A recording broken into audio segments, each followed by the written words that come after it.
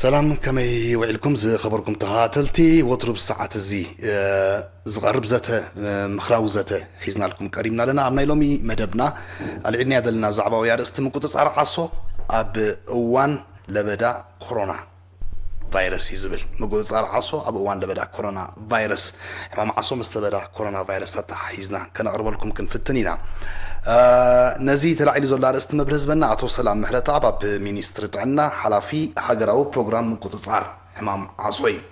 عطو سلام اربينا خبيركا باستودينا بمركبكا باش مسارحتين باش نتخاتل تنايز مدى بزنيه مسكنكا قادحن مساغا قادحن سناو بون رياضو سلام كم زقدم بيلخ قلص صنا حكونا يلومي ارستنا بزعبا مقتصار عصو ابو وان لبدا كورونا فيروس يكون ارستنا منالبات بزحت سبات ابزو وانزي لبدا كورونا فيروس عالم انصلالي له ابزل اوان منتاي حمام عصو كمر استعلعلكم زبل مردعتا كلوم يخل يخون كن صنيحنا انتي متاثر كم زلو كورونا فيروس حمام عصون صنيحنا نقلصينا بزقاطام قالوا ما عندك 15 ميازيا اهغراوي معلتي عصو كم مخانو متان كان زن كلتيو كانت تاثرهم فترينا قدمنا بمقصار عصو اب وان لبدا كورونا فيروس متاونا كن حفشاو صدقت منا كونتات عصو بدرجه عالمن ايرتران اب كمي يركبالو رايت اسفلت انا ونغني لي نزعدل زي بمحكم كم متو خلنا بتي زلو خنتات عصو اب عالمنا بهاجرنا كنجمر صبغي كم زفلت عصو امايت كون غير ولا شحات ونقمت بزحات هزبزات كلكفن كقتلن صنحت محلالف حمام شجار حمام عبنا يتعنا اجندا بعالم مخان خلاتنا نفلتنا بفلا بزحلفو 7 عامات خنتات عصو كبل صنيحو كابتي 98 كلتا شح ግን بستوهاده صعري ናይ ብዙሓት ሃገራት ውሽጠን ዘለዋ መሻርክትን ካልእን ዓብለውቲ ተራእይ ኣሎ ማለት እዩ اب ناي زحلف رحق قديفنا بقربا تدارينا ناي عمي صبصاب ودبتنا على ما بعسو كم زملكتو كباب ربع بليون حزبي 228 مليون مالتي بزي حمام تلخفو نيرو كما عين صبصاب قريبو دارغا فرق مليون 450 شحب لك نزراب دما بزي حمام زمويتهم علو مالتي زاقيتون درجة 400 حزب عالم أبتحتي حدا قاني عسو ينبر قالوا مال 400 تاويت درجة فرقي نحزبي عالم مالت سلازي عبي أجندا مخانو بزي كنردو نخيل كاوناون كابزم ربع بليون زخون زتلفو 11 مليون تونسات وي نفس صرات ديتات من بارن تصبصابي مركت زي 500 تاويت كابتي ملكفتي حيزو نيرو مالتي قالوا نايتي قصر ملكفتن قال نغراتن طرح زي كونه تي اطاغما لامس يكون قال كما يمثل زبل ابسلي كنريو فرق زي بصحه نفس صرات اديتات تحت لامس يدقسا من بارن كحد قال أسكافي نجاري مستخلو زلوا لو تاتب زحلفو إسرع عمتات بزحات تحت السهرة زركبة قرات أفريقيا تنسات وينزل نفس صرات الديتات كوزو زلوا مكرخلي مدحنيت ونالونا أبز بزحين تكمل مسفولي كونات ناتم مجلس له كل التاسيس وزغنا قلنا زي تقريبا لنا كله خوز داونا كالان ناتم بزح مغنيات كله خيل في اللايز مامزي بزحات قرات تحت حمشة زلمي صاونتي زتك كوين كن 400 تاويت كابتوم طرطرات ማለት رسنت لك خل جت كير على كان تكالتنا 400 تاويت زخونو ناب تكالتنا خمرمرن كحكمون كم زي كودو يملكت مالتي تصبصاب كبابي 9 زخنا ابسلي انت دار له خينو تقيح زلو كبابي 88 ساعه 9 زخنا هاجرات نعسو محلاف ترى يلن مالتي حدا خون شحخون حدا مليون خون زي قدس عسو نيروان مالتي تزبزح 9 ميتاويت كابت ملكفتي أبا هقول أفريقيا في اللي تحت الصحراء أفريقيا زركبا هجرات استرائي كبابي فرق زخوناتها أبشي دشة هجرات راي حمو شخابنا أفريقيا شادشيتن هندي دترائي مالتي تسألي أي سألي ጻዕቅ ናይቲ ወይ ክብደት ናይቲ ሕማም ብዙሕ ኣየመልክትኒ ግን ኣፍሪቃ ከም ዘሎ ፍሉጥ እዩ ከምቲ ልሙድ ሕማም ዝ ኣፍሪቃ ብከቢድ ዛጊት ተጠምጢሟ ይርከብ ማለት እዩ እዚ ደረጃ ዓለሚ ኣብ ዝሓለፉ ኣብ ደረጃ ኤርትራ ከይበፃሕና ኣብ ዝሓለፉ 3 ዓመታት ካብ 2016 ጀሚርና እቲ ለውጢ ዝምስገን ኣይኮነን ተባሂሉ ብውድብ ጥዕና ዓለም ተነጊሩ ናቱ ብዙሕ ምክንያታት ኣሎ ምቕያር ክሊማ ክኸውን ክእል በሃል ንዓሶ ምቁፅፃር ወይ ኣብቲ ተሓሲቡ ዘሎ ዘላቒ ናይ ልምዓት ሸቶታት ንምብፃሕ ዓለም ዘድልያ ገንዘብ ንዓሶ ትሕቲ ፍርቂ ጥራይ ትርከብ ዘላ 8 ቢልዮን ዶላር ኣቢሉ ንዓመት የድሊ በሃል ካብዚ ዓሚ 2.7 ቢልዮን ጥራይ ክርከብ ተኻኢሉ ብመንግስታትን መሻርክትን ማለት ስለዚ ከቢድ ሕፅረት ናይ ፋይናንስን ኣሎ ማለት እዩ ስለዚ እቲ ምዕባለ ብዝሓለፉ 3 ዓመታት ዳርጋ ደው ኢሉ ተባሂሉ ብእንግሊዝኛ ስቶሊድ ፕሮግረስ ብሎ ኣብ ከምዚ ኩነታት እንከላ እዩ ካልእ ኣሻቓሊ ለበዳ ኮረና መፅዩ ዘሎ ማለት እዩ ኣብ ኩነታት ናይ ኤርትራ ምስ ንሰግር ብዝሓለፉ 2 ዕቁዳት ወይ 20 ዓመታት ዝምስገን ለውጢ ተራእዩ ዓመት ንዓመት ርኢና ክንዝርዝሮ ንኽእልና ብገሊኡ ዓመታት ክብለጥ ክብል ክእል ብሓፈሹ ግን ድሓን ዝኾነ ለውጢ ኣሎ ዓሚ ከባቢ 60,000 መልከፍቲ ንዓሶ ነይሩ 3 ዝኾኑ እውን በቲ ሕማም ሞይቶምና ኩሎም ዓበይቲ እዮም 770 ዝኾና ነፍሲ ፀራ ድማ በዚ ሕማም እዚ ተለኺፈን ዳርጋ 100 ጥራይ ናይቲ ኩሉ መልከፍቲ ማለት እዩ እቲ ሕማም ዝያዳ ከም ትልሙን ሕጂ እውን ኣብ ጋሽ ባርካ ገኒኑ ይረአይ ኣሎ ማለት ስለዚ ብሕፅር ዝበለ ግዜ ከይወሰድና እዚ መስልቲ ኩነታት ንዝሓሸ ናይ ምጥፋእ ኩነታት ዓሊምና እውን ካልእ ናይ 5 ዓመት ስትራቴጂ ወፂኡ ክሳብ 2026 ካብ ንዓመታ ማለት እዩ ይስራሓል ኣሎ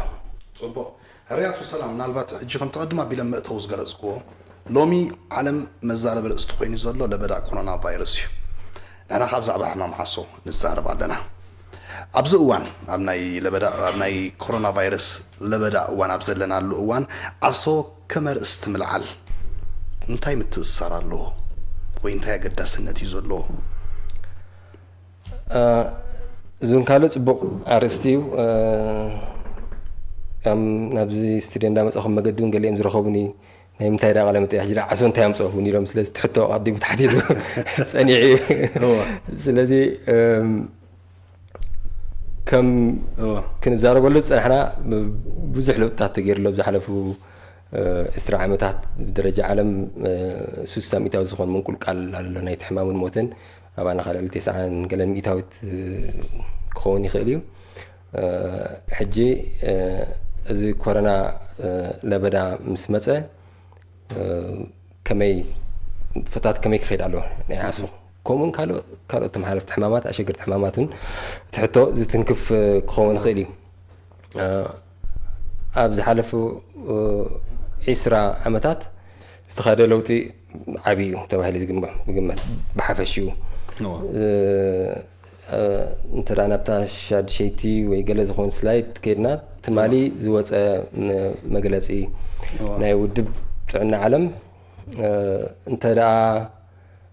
እቲ ንቡር ዝኾነ ወይ ስሩዕ ንጥፈታት ከምቲ ኸዶ ዝፀንሐ እንተዳ ዘይከይዱ ብፍላይ ኣብ ምዕዳል ናምስያን ምሕካምን ምርማርን ከቢድ ፅልዋ ክህሎ ከም ዝኽእል ትማሊ ኣመልኪት ኣሎ ክንሪኦ ፀናሕና ቁፅሪ ሞት 400,000 ናብ 790,000 ክዲብ ክእል ዕፅፊ ክኸውን ከም ዝኽእል እቲ ግምታት ሞዴል ንብሎ ሰሪሖም ኣቕሪቦም ኣሎ ማለት እዩ እዚ ማለት ከዓ እዚ ኩሉ ክካየድ ዝፀንሐ ፃዕርታት ክባኸን እዩ ማለት እዩ እዚ ቁፅሪ ዕፅፊ ንብሎ ዘለና ናብ ቅድሚ 15 ዓመት ዝነበረ ኩነታት እዩ ክመልሰና ከዓ ኣብ ዝሓለፈ 15 ዓመታት ኣብ ሙሉእ ዓለም ልዕሊ 30 ቢልዮን ዶላር ወፍሪ ዝተገብረሉ እዩ ማለት እዩ ስለዚ ብጣዕሚ ኣሰካፊ ኣርእስቲ እዩ ካልእ እዚ ሕማም እዚ ኣብ ኣፍሪቃ ገኒኑ ዝርከብ ኣፍሪቃ ከም ንፈልጣ ከዓ ቁሩብ ድኽም ዝበለ ኣገልግሎት ጥዕና ሰንኮፍ ትሕቲ ቅርፂ ጥዕና ዘለዋ ኣህጉር ስለ ዝኾነት ካልእ ለበዳ ድሕሪ ተወሲኽዋ ከም ሕጂ ዘሎ ኮረና ክትፃወሮ ከቢድ እዩ ማለት እዩ ሕጂ ክፍታ ስለ ዝፈጠረ ኣብ መንጎ እዚ ለበዳ እዚ እቲ ኣገዳሲ ዝበሃል ንጥፈታት ዓሶ ምቁፅፃርን ምጥፋእን ክካየድ ክኽእል ኣለዎ ዝብል እቲ ኣተሓሳስባ ዘሎ ሕጂ ብኡ መጠን ዝያዳ ሰካፍ ይገብሮ ማለት እዩ ካብ ዝሓለፈ ተመክሮታት እውን ዝተወስደ ነገራት ኣሎ ከምዚኦም ዓይነት ለበዳታት ምዝመፁ ኩሉ ግዜ ኣሉታዊ ፅልዋ ኣሎ ወይ ዲስራፕቲቭ ኢፌክት ከስዕቡ ይኽእሉ እዮም ንኣብነት ኣብ ሃገርና ብገዚፍ ለበዳዳ ይኹን በር ሓደ ቁሩብ ምውሳኽ ናይ ሕሙማት እዚ ርእስን ደንጊን ብሎ ዌልካም ዓም ዝተረኣየና ከርፈስ ነይሩ ሕጂ እሱ ክመፅእ ከሎ ክሳዕ ክንደይ ቁሩብ ፀልወካ ክእል ኣብቲ ካልኦት ሕማማት እሱን ዳርጋ ምሳና ዝጣመር ዓይነት እዩ ተመሳሳሊ ብጣዕሚ ዝመሓለፍ ስለ ዝኾነ ሕጂ ተመሳሳልነት እውን ኣሎ ምስ ዓሶ ኣራሳኒ ሕማም ስለ ዝኾነ ምድንጋር ኣሎ ኣብ መንጎ እቲ ዝሓመመን ዋላ ሕሙም ዝኣለይ ዝሕክምን ኣያን ኮንኹን ሕማም እዚ ብምባል ሰብ ኣብ መንጎ ክሞተካ ክእል ማለት እዩ ዓቕሚ ሰምካ ናብቲ ካልእ ለበዳ ተኸሲት ዘሎ ተዘዝዎ እሞ ኣብቲ ቀንዲ ክትሰርሓሉ ፅናኻ ገለ ሃጓፍ የጋጥም ማለት እዩ ዝታት ሕጂ ፀገማት ክህልዎ ክእሉ ማለት እዩ እዚ ኮቪድ-19 ምስ ዓሶ ዘረኽቦ ነገራት ኣለዎ ኣብቲ ምልክታቱ ሓደ ረስኒ እዩ ካልእ ሕማም ርእሲ ወይ ቃንዛ ርእሲ ሓፈሻዊ ቃንዛ ሰብነት ወይ ድኻም ሰብነት እውን የስዕብ እዚ ሕጂ ስለ ዘረኽቦ ቁሩብ ነገራት እውን ኩሉ ግዜ ይፈጥር ኣብቲ ከተለልዮ ነቲ ሕማም ካልእ ክትምርምሮ ገለ ሽግራት ክጋጥም ይኽእል ማለት እዩ ካልእ ዝዓበየ ተመክሮ ነዚ ክጠቕመና ዝኽእል 2014 ክሳብ 2016 ሕማም ኤቦላ ነይሩ ኩላትና ከም ንፈልጦ ኣብ ምዕራብ ኣፍሪካ እዚ ዝበለፀ ተመክሮ እዩ ማለት እዩ ኣብተን ናይ ምዕራብ ሃገራት ኣፍሪቃ ከም በዓል ሴራሊዮን ላይቤርያ ጊኒ ዝኣመሰላ እዚ ምስ ተኸስተ ዓሰውቲ እየን ተን ዓድታት ካልእ ናይ ዓሶ ፀገም ተፈጢሩ ማለት እዩ ቅድሚ እዩ ዝነበረ ዓመታት ዘይነበረ ብዝሒ ሞት ናይ ዓሶ ተራእዩ ኣብ ገለገለ ተን ሃገራት ከማን ብፍሉይ ካብቶም በቲ ሽዑ እዋናዊ ለበዳ ዝነበረ ኤቦላ ዝሞቱ ብዓሶ ዝሞቱ ይበዝሑ ማለት እዩ ስለዚ ካልእ ፀገም ትፈጥር ናይ ዚምባብዌ እውን ተመክሮ ብዝሓለፈ ሰሙን ቀሪቡ ኣሎ ዚምባብዌ ዘለዋ ቁጠባዊ ሽግር ብድኻም ትካላት ጥዕና ምስ ተተሓሒዙ ዝሓለፈ ዓመታት ኩነታት ጥዕና ብዙሕ ፅቡቕ ኣይነበረን ርዱእ እዩ ግን ኣብ ዓሶ ክሳብ 2013 ብፍላይ ድሓን ዓወት ተመዝጊቡ ነይሩ ካብ ናይ ዓመት ዝገደደ ኩነታት ኣብ ዝሓለፉ 4 ኣዋርሕ መልከፍቲ ዓሶ ብ400 ሚታዊት ሞት ድማ ብ20 ሚታዊት ተወሲኹ ኣሎ ብዚምባብዌ እቲ ዝፀንሓ ናይ ቁጠባን ናይ ካልእ ፀገምን ኣብ ርእሲኡ ዝለበዳ እዚ እውን ተወሲኽዎ ከም ዘሎ ይግምት ዝውሃብ ዘሎ ማለት እዩ ተቓልቦ ሙሉእ ናብኡ ይኸይድ ዝነበረካ ውሕድ ዓቕሚ ሰብ ኣብ ክንደይ ንሱ ናብኡ ይዘዚ እቲ ኣቓልቦ ይስእንቲ ምቁፅፃር ዓሶ ኹን ካልእ ከምኡ ዝኣመሰሉ ከምስታት ተደራሪቦም ሕጂ ኣብ ከም መዛረብ ናይ ዜና ኮይና ኣላ ማለት እያ ዚምባብዌ ሕጂ ኣብቲ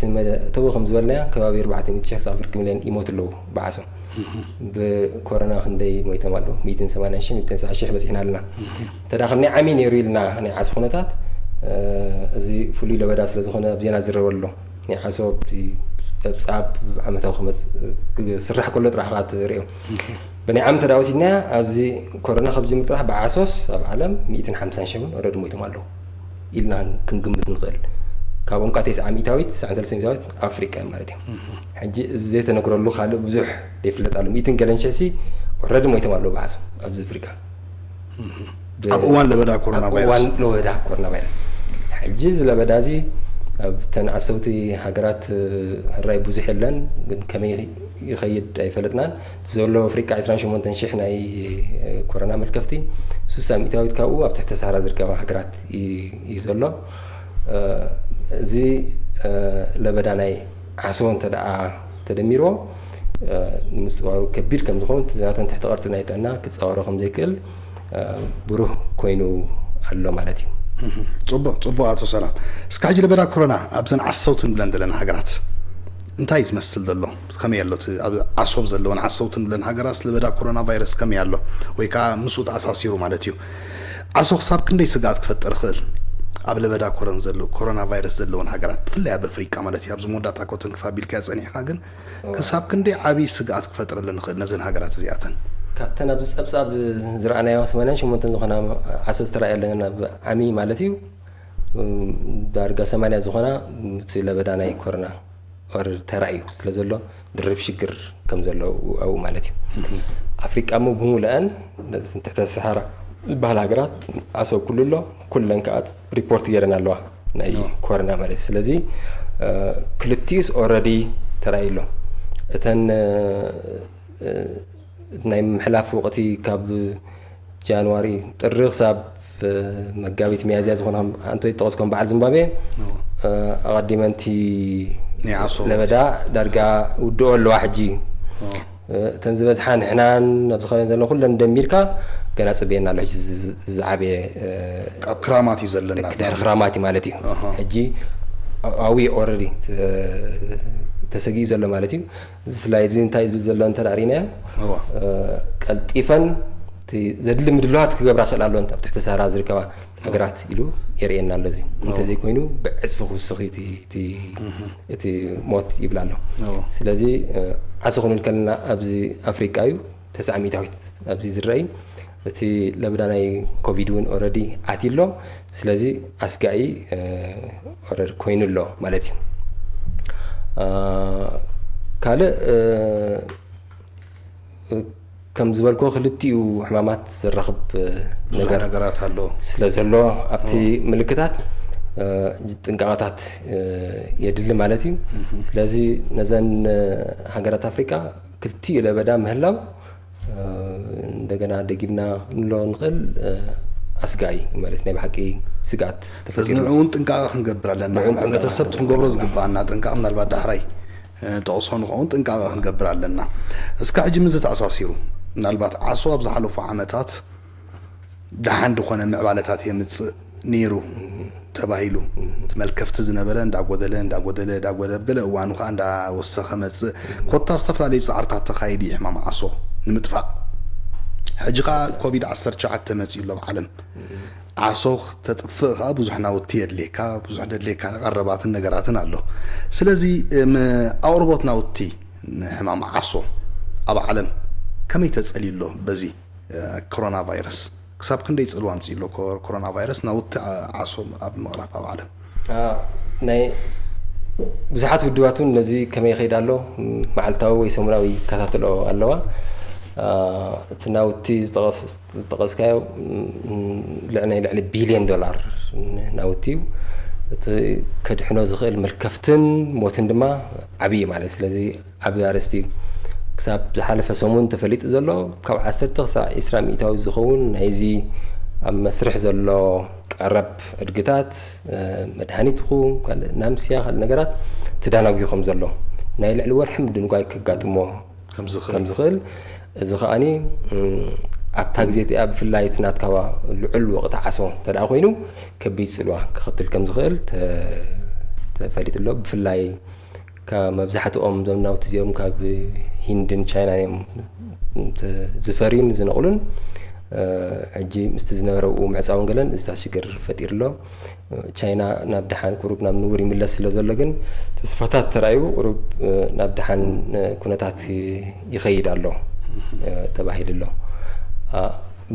ኣብ ኤርትራ ዳርጋ ንነዊሕ ኣዋርሒ ዝኸውን ድሓን ተኸዘነ ቀረብ ናይ መድሃኒት ይኹን ካልእ ነገራት ኩሉ ዘድሊ ንምክልኻልን ምርማርን ምሕካምን ዓሶ ኣሎ ማለት እዩ ስለዚ ብዙሕ ዘሰክፍ ኣይኮነን ነቲ ዝቕፅል ናይ መወዳእታ ዓመት ድማ ተኣዚዙ ዘሎ ናውቲ ክትትል ግበረሉ ኣሎ ብተኻለ መጠን ቀልጢፉ ክመፅእ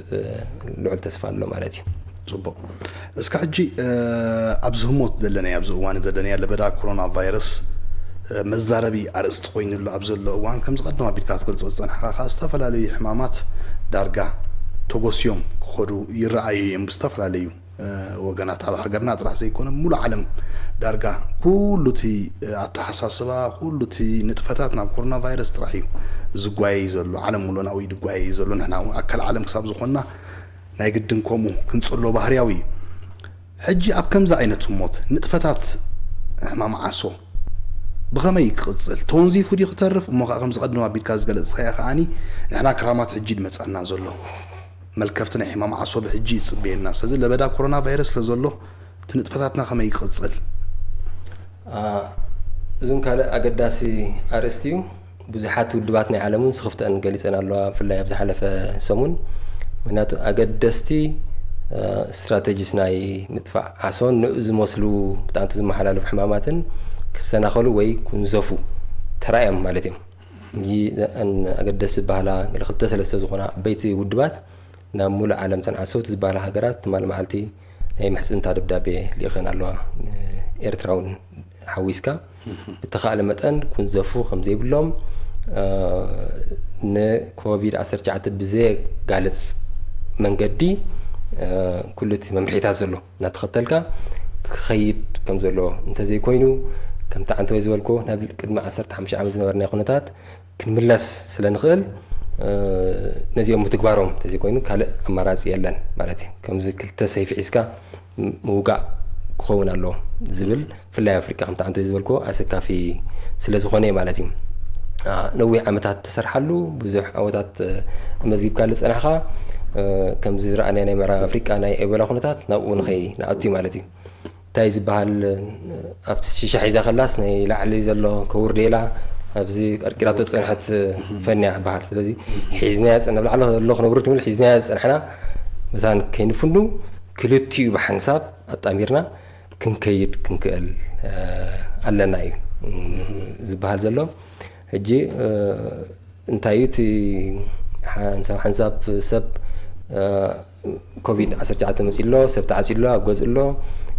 ኩሉ ንጥፈታት ደው ከም ዝበለ ከም ዝለመሰ ገለ ገይሩ ገሊኡ ዝርድእ ኣሎ ኣገዳሲ ንጥፈታት ይኸይድ ኣሎ ክኸይድ እውን እዩ ምስ ብዙሓት ዋላ ኣባላትና ሰብ ሞያ ጥዕና እውን ሎም ኣኼባ ጌርካ ገለ እውን ብዙሕ ክትረኸቡን ስለ ዘይክእል እዚ መገዲ እዚ እውን ንኩሉ እቲ መልእኽትን እቲ ምኽርን ማለት እዩ እቶም ኣገደሲ ዝበሃሉ ንጥፈታት ምምርማር ዓሶ ምሕካም ዓሶ ምክልኻል ዓሶ እዚኦም ክሳናኸሉ የብለውን ኩንዘፉ እውን የብሎምን ማለት እዩ ስለዚ ትካላት ጥዕና ቁርባት ኣለዋ ክፉታት ኣለዋ ሰብ ተደኣ እቲ ኩሉ ግዜ ዝበሃል ምልክታት ብፍላይ ረስ እንተተሰሚዕዎ ቀልጢፉ ናብ ወኪል ጥዕና ዓዲ ወይ ትካል ጥዕና ክቐርብ ክኽእል ኣለዎ ብፍላይ ናይ ምክልኻል ስራሕ ክቋረፅ ክኽእል የብሉን ንኮቪድ-19 ዘጋልፅ እንተኮይኑ ክኾን የብሉን እንተዘይኮይኑ ግን ካይድ ክኽእል ኣለዎ ነፍሰ ፁራት ዝግበአና ምምስያ ክረኽባ ክኽእል ኣለዎን ካልእ ዓይነት ምዕዳልና ምምስያት ዘለውን ክቕፅል ኣለዎ ኣብ ዝመፅእ ሓምለ ኣባይቲ ክንነፅግ ኢና ብሰሜናዊ ባሕሪ ጋሽ ባርካ ንደቡብን እዚ እውን ብኣገባብ ኣብቲ ስእሊ ርኢናያ ከም ዘለና መበል ተሻዓይ ስላይድ እቲ ዝነፅግ ብግቡእ ተሸፊኑ ማስኬራ ገይሩ ጓንቲ ገይሩ ካልእ ገይሩ ኩሉ ግዜ እውን ከምኡ እዮም ዝገብሩ ክቐርብ ኣሎ እቶም ሰባት ኣብቲ ገዛ ዘለዉ ንደገ ተደኣ ክወፁ ኮይኖም ንግዚኡ ክሳብ ዝንፀግ ተፋናቲቶም ከም ዝፀንሑ ክራገፅ ኣሎ ናይ ምሕፃብ ኣገባብ ዝኽእል ዝነገረና ዘሎ ክትግበር ኣሎ ላምስያም ዝዕደሉ ብከምዚ ኣገባብ ሰብ ፋሕና በልካ ትኩሉ ናይ ፅሬትን ናይ ካልእን መምርሒታት ዝወሃብ ዘሎ ክትግበር ክኽእል ኣሎ ብኡ ኣገባብ ማለት እዩ እዚ እንተደኣ ተገይሩ ትካላት ጥዕና ዝፀቕጡ ክኾነ ንኽእል ማለት እዩ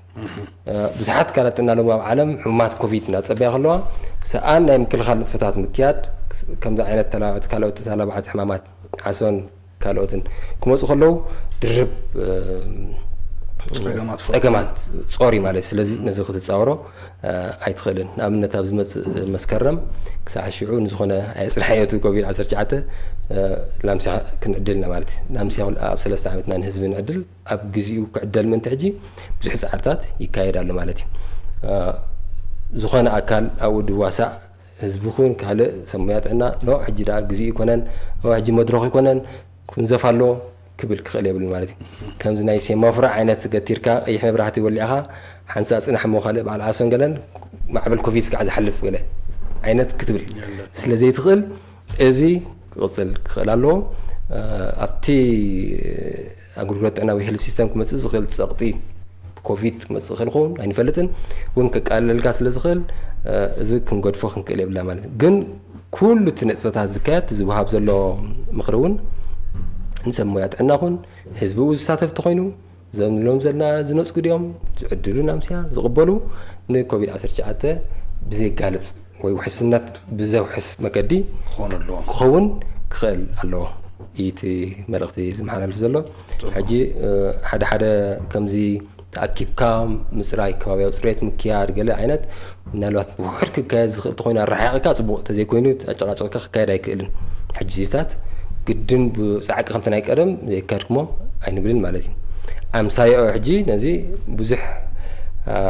ኬሚካላት ነእቱ ኣለና ኣብ ዝመፅእ ሰሙን ብዙሕ ተመራፂ ይኮነን እቲ ዝሓሸ ብኢድካ ክሰርሕ እዩ ግን እዚታት ክሰናኸል ስለ ዝኽእል በዚ ኩነታት ናይ ኮቪድ እዚ ዓይነት ኬሚካላት ኣብ ምድሪ ነፅጎ ብብዝሒ ኩሉ ስለ ዘሎ ኣብ ዝመፅእ ሰሙን ሕጂ ብዝሒ ነእቱ ኣለና ማለት እዩ ስለዚ ወላ ሓንቲ ሽግር የብልናን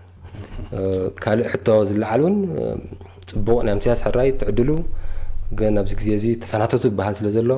ተፈናትና እውን ክንጥቅስ ንክእል ኣለና ብዙሒ ናምስያ ድልየና ማለት ኩሉ ግዜ ክዕደል ከሎ ናምስያ ኣብ ዓለም ሓደ ንክልተ ኢልካ ክትዕድል ወይ ኣሕዋት ብሓንሳ ድቅሱ ወይ ሰብኣን ሰበይትን ደን ቆልዓን ገለ ዓይነት መፅናዕቲ ተግበረ ዋላ ኣባና እውን ሕጂ ግን ክንፈናተት ንክእል ኣለና ብዙሓት ሃገራት ይቐርብ ኣሎ ሓደ እውን ጡርጡር ናይ ኮቪድ-19 ኩሉ ክእል ይኸውን በዚ መሰረት ብዙሕ ናምስያ የድሊ እዩ ዝበሃል ስለ ዘሎ እዚ እውን ፀገም ዘሎ ይኮነን ኣቐዲምና ቅድሚ 2-3 ዓመት ኣብ ጋሽ በርካ ብፍላይ ሓደ ንክልተ ዘይኮነ ኮቪድ ኣይነበረን ብምክንያት ናይ ዓሶ ሓደ ንሓደ ዓሳብ ስለ ዝኾነ ከምዝዕደል ስለ ዝገበርናዮ ኣብ ውስን ከባቢታት ናይ ደቡብን ከምኡ ጌርና ኢና ኣለና ኣብኡ ፀገም የለን ማለት እዩ ኣብ ካልእ ከባቢታት ዘሸግር እንተሎ ሕጂ ከምኡ ዓይነት መመላእታ ክንገብር እንዳለልና ስለዚ እዚ ዘሰክፍ ኣይኮነን ማለት እዩ ፅቡቕ ሕራይ ዝኸበርኩም ተኸታተልቲ ብሉምዳት ቁፅርታት ቴሌፎን 122454 122474 122454 ደው ኢልኩም ንኣቶ ሰላም ምሕረተኣብ ብምቁፅፃር ሕማም ዓሶ ኣብ እዋን ኮሮና ቫይረስ ዝተኣሳሰረ ሕቶ ይርእቶ ኣለኩም ከተቕርብሉ ትኽእሉ ኢኹም ክሳብ ናይ ቴሌፎን ፃውዒት ድመፃና ኣቶ ሰላም ኣብ ዘለናዮ ሕጂ እዋን ኮሮና ቫይረስና መዛረብ ርእስቲ ኮይኑ ዘሎ ዝተለወጠ ፖሊሲ ኣብ ምቁፅፃር ሕማም ዓሶ ኣሎ ዲብ ደረጃ ዓለም መሰረታዊ ለውጢ የለን ክሳብ ሕጂ ወላ ብምክንያት ናይ ሎም መዓንቲ ዝብዕ ዘሎ ወርልድ መራዲ ዓለማዊ መዓልቲ ዓሶ ዝወፅእ ዘሎ እውን እሱ መስልቲ ፖሊሲ ዝፀንሐ እዩ ግን እቲ ዝፅቆጠሉ ዘሎ እንታይ እተን ኣገደስቲ ሜላታት ወይ ኮር ስትራቴጂስ ኮር ኢንተርቨንሽንስ ንብለን እሰን ክተርፈ ክኽእላ የብለን ኩሉ ግዜ ስንተ ተሪፈን ካልእ ናብ ተሓፂብካ ናብ ጭቃ ዓይነት ስለ ዝኸውን እዚአን ክህልዋ ኣለወን ማለት ብቐፃሊ ከም ተተኻኢሉ ከም ብዝሓየለ መልክዕ ክካየድ ክኽእል ኣለዎ ዝብል መርገፂ እዩ ዘሎ ኣብ ፖሊሲ ካልእ ለውጢ የለን ከምዚ ዓንተወይ ዝገለፅኮ ንኮሮና ቫይረስ ዘጋልፅ ዓይነት ንጥፈታት ግድን ሎሚ ኣስተምህሮ ሰሚናር ትሬኒንግ ገለመለ ስልጠና ክትገብር ኣይትኽእል እንትኸውን ካልእ ግን ክካየድ ይኽእል እዩ ሃገራት ብኮቪድ-19 ኣዝየን ምስ ዝጥቅዓ ይበልቲ ሓደ ሓደ ኣብቲ ፖሊሲ ዘሎ ባዕለን ክውስንኦ ክእላየን ግን ከም ምኽሪ መመርመሪ ክውሕደ ንኽእል አንተ ናይ ቀረብ ገለ አልልካ ነርካ መርመርም ዝውሕደን ደመርመርኩ ገለ መለ ኣብ ክንዲ ዝብላ ምልክታት ጥራሕ ርአን ንዓሱ መድሃኒት ዝ ፕሪዛምፕቲቭ ትሪትመንት ሎ ክሕክማ ክእላየን ምክንያቱ ብዙሕ ሂወት ከድሕነልካ ክእል እዩ ከምኡ ገብራ ክእል ከምኡ ተወዲቕን ማለት እዩ ካልእ ክገብርኦ ዝኽእላ ለበዳ ናይ ኮቪድ ምዝለዓል ብላይ ኣፍሪቃ ስለ ዘይተፃወሮ ዳርጋ 100% ለበዳ ዓሶ ከም ዝለዓል እዩ ሞዴሊን ዘመልክት ስለዚ ነዚ በአልማማ ዝዕደል መድሃኒት ወይ ማስ ድራግ አድሚኒስትሬሽን ጌርካ በአልማማ መድሃኒት ንዓሶ ወይ ሓደ ከባቢ ዓሶ ተጠቅዐ ክትኽእልኻ እዚ መዓት መልከፍትን ሞት ካብ ዓሶን ከድሕነልካ ክእል ስለዚ እዚ ዓይነትን ክትጥቀማ ይኽእላ እየን ዝብል ኣሎ ንሕና ብወገና እኮ ኣብኡ ኩነታት የለናን ግን ከምኡ ዓይነት ክትጥቀም ከም ትኽእል ተዳ በቲ ሓደ ለበዳ ተሸጊርካ ከም ሓደ ተኽእሎ ኣሎ ተባሂሉ ሎ ካልእ ብዝከኣል መገዲ ብከምዝናትኩም ዘሎ መራኸቢ ብዙሓን ዓይነት መልእኽቲ ጎስጓሳት ክመሓላለፍ ክኽእል ኣለዎ ብፍላይ ኣብተን ምዕቡል ኢንተርነት ገለመላ ዓይነት ዘለዎን ሶሻል ሚድያ ነጥቕሙን ይፍንዎ ኣለዉ ንሕና በዚ ራድዮን ቴሌቪዥን ክንፍንዎ ክንክእል ኣለና ማለት እዩ ምክንያቱ ኣብዚ ግዜ ሰብ ክትእክብ ገለ ስለ ዘይትኽእል ልክዒ ዓሶ ክትከላኸል ክትብል ንኮቪድ-19 ንህዝቢ ኹን በዓል ሞያ ጥዕና ከተጋልፅ ክትክእል የብልካን እቲ ምክሪ ዝውሃብ ዘሎ ኣብ ርእሲኡ ብዝተኻለ መጠን መርመራ ንረስኒ ይግበር ረስኒ ዝህልዎ ሓደ ሰብ ክምርመር ክኽእል ኣለዎ ጠርጥሮ ንኮቪድ-19 ጠርጥሮ ንዓሶ ጠርጥሮ ንኽልቲኡ ማለት እዩ ብኮቪድ-19 ዝተጠቐሞ ዝተረጋገፀ ሰብ ዓሶ እሞ የብሉን ክትብል ኣይትኽእልና ወይ በንፃሩ እዚ ብዓሶ 100% ኣረጋጊፅና ዓሶ ምዃኑ እንድሕር ኢልካ ኮቪድ-19 እውን ኣይኮነን ክትብል ኣይትኽእልን ስለዚ ሰብ ሞያ ጥዕና በቲ ዝተማሃሮን ተመክሮኦምን ክልቲኡ እዚ ኣሳንዮም ከመይ ጌርካ ተኣልዮም ክስርሓሉ ክኽእል ኣሎ ማለት ስለዚ ኣብዚኦም ዝረኸቡ ኩሎም ረስኒ ዘሎ ሕማት ንዓሶ ክምርመሩ ብዚ ግዜ እዚ ከም ምኽሪ ይወሃብ ኣሎ ኣብ ኩሉ ማለት እዩ ቅድሚ ሕጂ ንሕና ፅቢቕና ክንቦ ፀንሕና ምኽሪ እዩ ብፍላይ ምስ ዝለበዳ ግን ኣዝዩ ኣገዳሲ ስትራቴጂ ቴሌፎን ኣላትና መስለና ሰላም ክንቅበላ ሃሎ هلا ሰላም ከመይ ትውዕሊ እግዚአብሔር ይመስገን ከመይ ኢልኩም ጽቡቕ ቀጽሊ ኣነ ክሓተለ ለይደ ኣለኹ ነዋ ርእሰይቲ ኣብቲ ውሽጢ ርእሰይቲ እንዳሓመኒ ነዋ ከምዚ ሕጅን ብዙሕ እኳ ኣይኮነን ግን ገለ ነገር ስስማዓኒ ከም ዝሕመን ዘሎ ካብ ቅድሚ ሕጂ ዝያዳ ይሕመኒ ኣሎ ሕጂ ከም ዝበሎ ከዓ ድኻም ከዓ ይገብረለይ ቁርብ ከምቲ ቀደመይቲ ኣይኮንኩን ዘለኹ ድኻምቲ ይገብረለይ ሕጂ ዝስ ዓሶ ገለ ምትሓዝ ኣለዎ ተራእየ ከዓ ነረ ክንደይ ግዜ ርእሲ ኮነ ሓንቲ የብልክን እንዳበልኒ ግን ሕመኒ ኣሎ ሓራይ እሺ ምስ ዓሶ ምትእሰር ኣለዎ ዲም ካብ ምልክታት ሕማም ዓሶ ዲያ ትብል ዘላ ርእሲ ሕማም ኣለዋ ድኻም ከዓ ይስማዓ እያ ትብል ዘላ ገለ ካብቶም ምልክታት ዓሶ እውን ሰሚሞም ናይ ኮቪድ-19 እውን ከምዚ ዓይነት ምልክታት ክህልውካ ክእሉ እዮም ስለዚ ሓሸብት ካል ጥዕና ቀሪብካ ምርመራ ምግባር እዩ ብፍላይ ንዓሶ ኣዝዩ ቀሊል እዩ ርሑቕ ሆስፒታል መኮተ ሆስፒታል ዘኺዱ የብላን ኣብ ጥቓ ዘሎ ክሊኒክ መደበር ጥዕና ንዓሶ ክትምርመር ትኽእል እያ ካበይ ከም ዝወለት ኣይንፈልጥን ኣብቲ ሃገረ ሰባት ናይ ዞባታት ካብ ኣስመራ ወፃኢ እንተዳ ኮይኑ ወከል ጥዕና ዓድና ኣለዉ ኩሉ ዝኾነ መመርመርን መድሃኒትን ኣለዎም ኣኮይዳ ከተረጋገፅ ትኽእል እያ ማለት እዩ ካብኡ እንተዳ እዚ ኣይኮነን ተባሂሉ ካልእ ሕማም ከይከውን ክመራመርዮም ናብ ካልኦን ሪፈር ክብሉ ስለ ዝኽእሉ መመርማሪ ትፈውሲ ፅቡቕ ሃሎ ሄሎ መርሓባ ከመይ ውዕልኩም ፅቡቕ ከመይ ትውዕሉ ሓራይ ቀፅላ ንሰማዕክና ኣለና ድሓም ደውዕልኩም ፅቡቕ ኣነስ ናይ እዛ ኮረና እንዲአ መልእኽቲ ተሓላልፍ ደልየ እዋ እዚ ካብ ቀደም ዝነበረ ስለ ዝኾነስ እቲ ህዝቢ ጠቕላላ ክድሃል ከም ዘይብሉ ዓቕሉ ጭንቀት ክገብር ከም ዘይብሉ ተቐቢሉን በቲ ሰሙያ ድመኽርና ዘለዎ ምኽሪ ገይሩ ሰሚዑስ ሓንጎሉ ኣቕሲኑ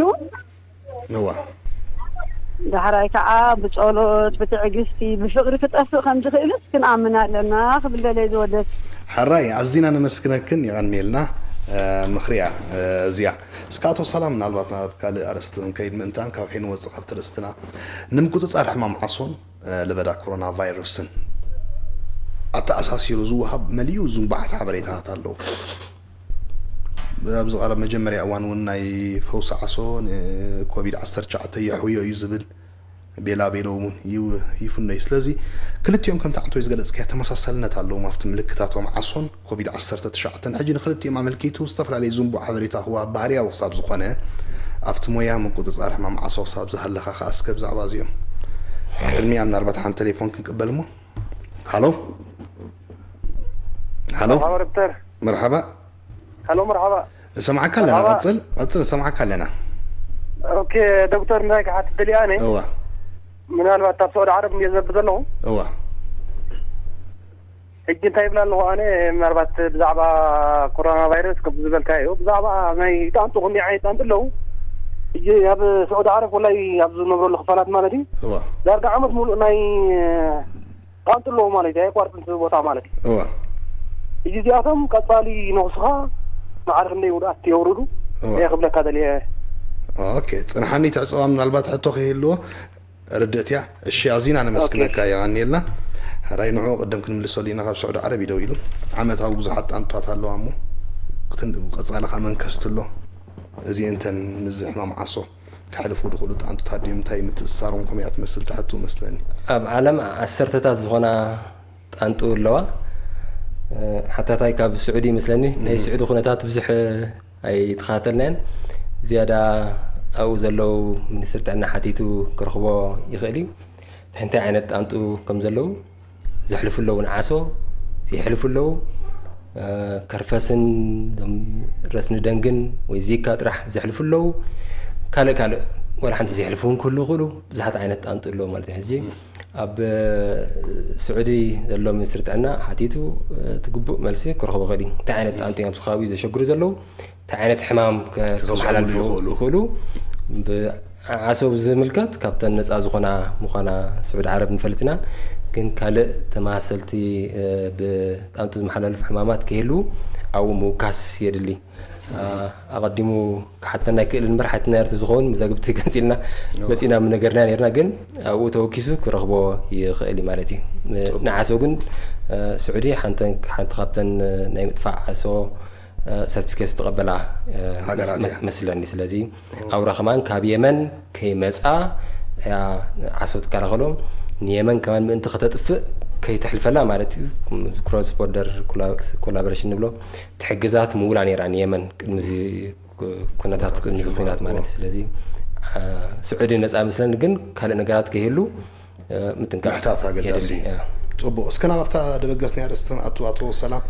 امونغو خلتي ما تاساسير زوهاب زنبو حبريتات هذا زنبو حبريتات بزحت كراي صنيحم ناي مجمريا سمعنا يكوز ناي كلوروكين مدهانيتيو او بزح زربا تسمعي نيرو كحوي خيليو نكوفيد 19 تباهيرو اي ترغاغصن زحدش حمام سلا زخونه كوفيد 19 نملت علامه دخون هافتامون كالون كلن سلا دشغلو يتغبر نجر اينبرن هي زم انتاري ريتروفايروس بحالو ناي اتش اي بي عينت مدهانيت تفتينوم عسو تفتينو ركعي مزنعتات يقبرلو كسحجي كن بزح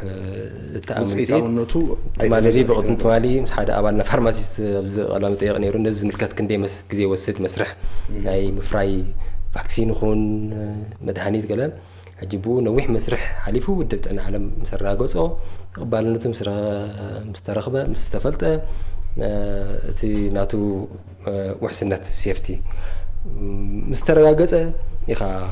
تتقملو تزي كوينو اب حد وتا قرب انفت سلاسترعي طراي كلوروكين سرحي وي هيدروكسي كلوروكين سرحي كوفيد 19 تباهيلو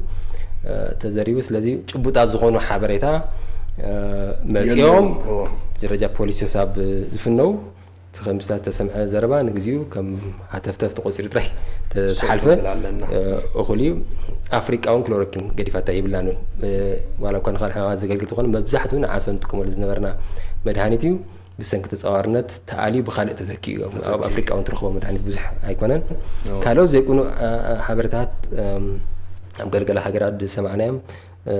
نامسيا خابتن مجمرات تلخفت هاجر بزله بدا تشاينا انت دا تعديو مسيو كحلفنا خيلي زي حمام زي زبل الرايا نيرو لك خمت خالو تاقحو حديك زي ونابز تمليسي نيرو او زخنا اقحت لخيفو وي كونتامينيت كوين بكورونا فيروس نابكالوت هاجرات كساب شيبر زخون نويح معلتات ويوارح سلازي وزلو او قول لما خينو قال مالتي ولا من الباش تتلغف خمان سلازي كابتن هاجرات متص وقال لي هاجرات نونو زلامسي اين دكسولينا اين تقوملنا مخنياتو كابتن هاجرات كاب تشاينا فلا تشاينا زمص سلازخونه زبل نير مالتي سلازخوم عينت جيجارديتيو كالوتون بتجباب بمسحات حدش نامسيا كتكفت خلقا نعسان 4 ساعات زخون كتسقلل لك قال صلال بوتا اير كركبالو قرب كيشكركاتي يچنو او خلو قال يوم دكسوم لمو سعال عينت يقولوا مسبلهم هوندا تبلتا كوفيد 19 ايبلناكم دون هاله كلمه زبل حدا سبي زي اخلقا فلط يبحالكم ورم سنافسه يخيد صقم فترل كمان سلازي قنع زخونه رادا بز channel زخول زيون كنهب كنكل علينا مالتي كالت انتو تمحلالف ديا كورونا فيروس زبل انتو كم تمحلالف سي حجي ተረጋገፀ ነገር የለን ኣብታ ጣንጡ ከም ዝነብር ከም ዝራባሕ ቫይረስ ኣይፍለጥን ብሓፈሻ ብስርዓተ ምስትንፋስ ዝርከብ ዓይነት ቫይረስ ስለ ዝኾነ ምስ ጣንጡ ንርክብ የብሉን ከምዚ ዓይነት እውን ተመሓላልፍ ነይሩ ማለት ሩመርስ ንብሎም ሓደ ኮቪድ-19 ዝተረኽበ በዓል ሞያ ጥዕና ወይ ከምኡ ዓይነት ዝፀንሑ ሕማት የለይሉ ዝፀንሑ ትካል ጥዕና ሕማት ዓሶ ክሕከም ይኾነ ወይ ካልኦት ሕማት ኣብኡ ክትቀርብ ኣሸጋሪ እዩ ንመልከፍቲኻ ትጋለፅ ዓይነት እውን ኣረኣይ ኣሎ እዚ እውን ጌጋይ ምክንያቱ ፍላይ ትረስንን ካልእን 2-3 ዓይነት ምልክታት ዘራኽብ ስለ ዘለዎም ምስ ኮቪድ-19 ዝዓሶን ሰብ ድሕር ክብል ክኽእል የብሉን ናብ ትካል ጥዕና ወይ ወኪል ጥዕና ዓዲ ቀሪቡ ክምርመርን መድሃኒት ክወስድን ኣብ ገሊእ ዓድታት እውን ዞም ወከል ጥዕና ዓዲ ንብሎም ኣብ ዓዲ ዘለዉ ኮሚኒቲ ሄልዝ ኤጀንትስ ንብሎም ገሊኦም ብኮቪድ-19 ተረኣ ተረኺፎም ድሕሪ 3 ሰሙን ሓሚሙ ተመሊሱ ኣብ ስርሑ ቅፅል ይኽእል እዩ ኖ እዚ ደኣ ሓይሙ ዝነበረ እንዲ ኢልካ ናብኡ ትኸይድን ስለዚ ኣበይ ክትከራ ክትሕከሞ ዓብ ፀገም ፈጥረልካ ሓደ ሰብ ሓሚሙ ነይሩ ተሓዊዩ ክምለስ ይኽእል እዩ ግቡእ ኢድ ምሕፃብ ይኹን ማስኬራ ኣፍ ምሽፋን ኩሉ እቲ ምርሕቓቕ ዓይነት ኩሉ መምርሒ ዝወሃበና ዘሎ ተመሪሑ እንተ ደኣ ኣተግቢሮ ولا حد سجم كم زي يقولوا ذلك فلت خلال له هراي